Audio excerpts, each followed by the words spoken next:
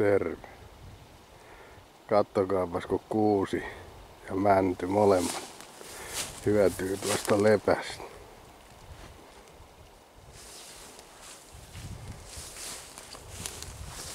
Sitten kun tässä on vanha luonnonmettä, niin nämä taimet on tällaisia.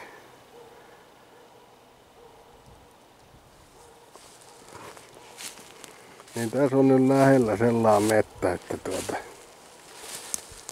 tällaiseksi kun sais tämän pohjataimikon ennen päätehakkua.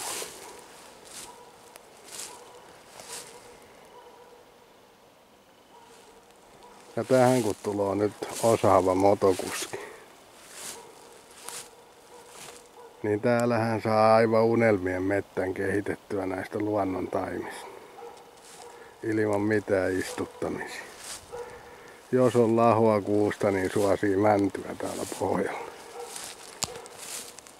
Ja lehtipuita voi jättää sitten mielensä mukaan.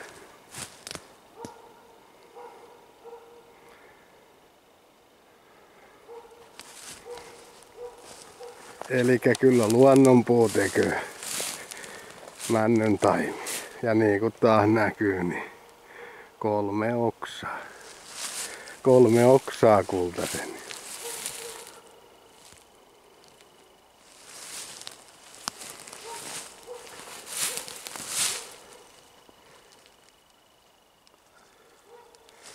Se pitää tosiaan pystyä ajoittamaan se hakku.